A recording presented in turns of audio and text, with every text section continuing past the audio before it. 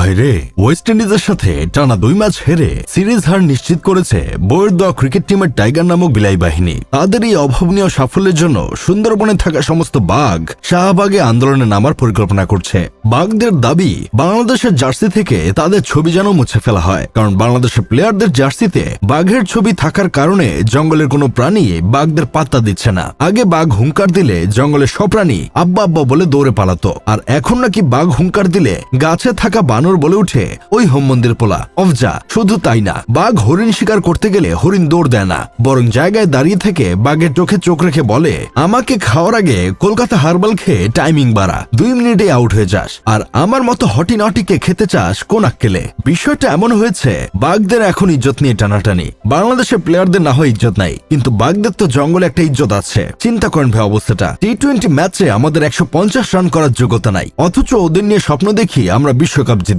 একটা দলের খারাপ সময় আসে, আবার সেটা সময়ের সাথে সাথে কেটেও যায়, কিন্তু বাংলাদেশের ক্রিকেটের ভালো সময় আর কখনো আসে না। ওয়েস্ট ইন্ডিজের বর্তমান দলের অবস্থা খারাপ, এটা আমরা কম বেশি সবাই জানি। সিনিয়র টপ লেভেলের সব প্লেয়ারই অবসর নিয়ে ফেলেছে। কয়েকদিন আগেও ওয়েস্ট ইন্ডিজ নেপালের মতো দলের সাথে টি-20 সিরিজ হেরেছে। আমরা সেই ওয়েস্ট ইন্ডিজের সাথে সিরিজ হেরে গেলাম, তাও আবার নিজেদের ঘরের মাঠে। আমার তো মনে হয় আমরা যদি নেপালের সাথেও খেলি, তারপরও কুত্তা মার খেয়ে সিরিজ হারবো। বাংলাদেশের ক্রিকেট দলের বর্তমান অবস্থা এমন, বোলাররা পুরো ম্যাচ বোলিং করে, তারপর তাদেরকে ব্যাটিং করতে হয়। বোলাররাই যদি বোলিং ব্যাটিং সব করে, তাহলে ব্যাটসম্যানদের দরকারটা কি? ওরা বউ নিয়ে খাটে শুয়ে থাকুক, আবহাওয়া তো ঠান্ডা, শুয়ে থেকে মজা পাবে। একটা গুরুত্বপূর্ণ ম্যাচে বরীন্দ্রনাথের নাতির ঘরের পুতি হৃদয়েন্দ্রনাথ 14 বলে 12 রান করে আউট হয়। ভাই, তুই বিয়ে করিস না, কারণ বিয়ের পর বাসরাতেও তুই 2 মিনিটে আউট হবি। হৃদয়েন্দ্রনাথ 10 ম্যাচের মধ্যে 1 ম্যাচ ভালো করবে, তারপর ফেসবুকে গিয়ে 50 লাইনের কবিতা লিখবে।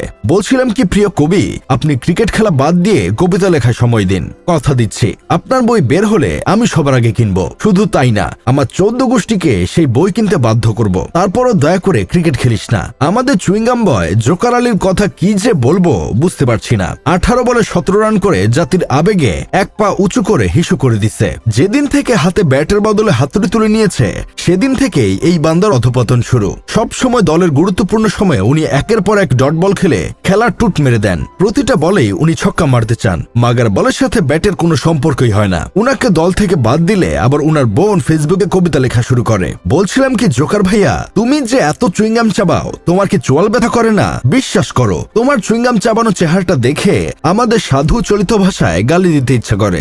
আমি একটা জিনিস কোনোভাবেই বুঝি না, বাংলাদেশ ক্রিকেট দলে ভাত শামীমের কাজটা কি? না মানে সে কি হিসেবে দলে এখনো নিয়মিত সুযোগ পায়? বিসিবির কোনো কর্মকর্তার গোপন ভিডিও লিঙ্ক ভাত শামীমের কাছে আছে নাকি, যার কারণে প্রতি ম্যাচে ডাব্বা মারার পরেও তাকে দলে সুযোগ দেওয়া হয়? গতকাল ম্যাচে যখন তাকে সবচেয়ে বেশি প্রয়োজন ছিল, তখন সে 2 বলে 1 রানের বিশাল এক ইনিংস খেলে আউট হয়ে যায়। শেষবার কবে যে ও রান করেছিল সেটাও হয়তো ও নিজেই ভুলে গেছে।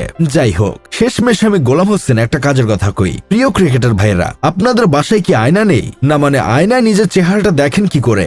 বিশ্বাস করেন, টিভির স্ক্রিনে যখন আপনাদের চেহারাটা সামনে আসে, তখন আমাদের লজ্জা লাগে।